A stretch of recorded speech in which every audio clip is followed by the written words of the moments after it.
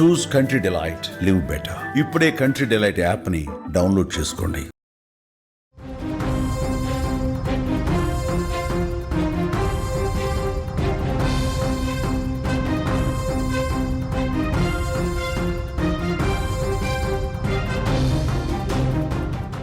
Breaking news చూస్తూ ఉన్నాం.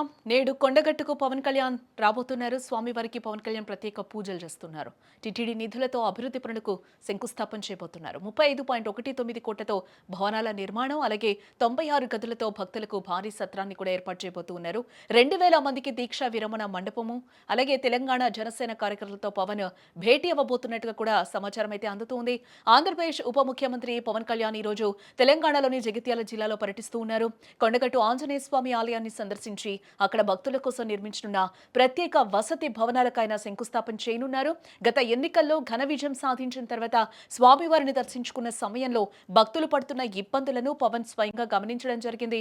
సుదూర ప్రాంతాల నుండి వచ్చే భక్తులకు కనీసం సౌకర్యాలు లేవని, ముఖ్యంగా దీక్షా విరమణ చేసే వారికి వసతి కష్టంగా ఉందని కూడా ఆయన ఆ టైంలో గ్రహించారు.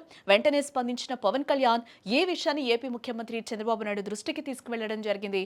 దీనికి టీటీడీ నిధులను కేటాయించారని ప్రతిపాదించగా సీఎం చంద్రబాబు సానుకూలంగా స్పందించడం జరిగింది. అటు టీటీడీ బోర్డు చైర్మన్ బీఆర్ నాయుడుతో కూడా చర్చలు జరిపారు. ఫలితంగా తిరుమల తిరుపతి దేవస్థానం బోర్డు సుమారుగా 35.19 కోట్లు మంజూరు చేస్తూ కూడా కీలక నిర్ణయాన్ని తీసుకుంది. ఈ సందర్భంగా ఈ నిధులతో కొండగట్టులో అత్యంత ఆధునిక సౌకర్యాలతో కూడిన భవనాలను నిర్మించబోతూ ఉన్నారు. ముఖ్యంగా ఒకేసారి 2000 మంది భక్తులు దీక్షలు విరమించేలా ఒక భారీ మండపం, అలాగే భక్తుల బస కోసం 96 గదుల విశ్రాంతి సత్రాన్ని కూడా సిద్ధం చేయబోతూ ఉన్నారు. శనివారం ఉదయం 10:30 నుండి 11:30 మధ్యలో ఈ శంకుస్థాపన కార్యక్రమం వైభవంగా జరుగుతుంది. ఈ కార్యక్రమంలో టీటీడీ చైర్మన్ బీఆర్ నాయుడుతో పాటు పలువురు ఏపీ, తెలంగాణ ప్రజాప్రతినిధులు కూడా పాల్గొన్నారు.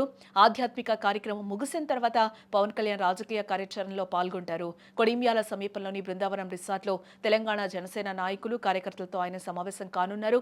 ఇటీవల తెలంగాణలో జరిగిన పంచాయతీ ఎన్నికల్లో జనసేన మద్దతుతో గెలిచిన సర్పంచులు, అలాగే వార్డు సభ్యులను ఆయన ప్రత్యేకంగా అభినందించనున్నారు. తెలంగాణలో పార్టీ బలోపేతంపై దిశానిర్దేశం కూడా చేయబోతున్నారు. భక్తి మరియు శక్తిని రంగరించి పవన్ కళ్యాణ్ చేస్తున్న ఈ పర్యటన ఇప్పుడు 2 రాష్ట్రాల్లో కూడా ఆసక్తికరంగా మారిందని చెప్పుకోవచ్చు.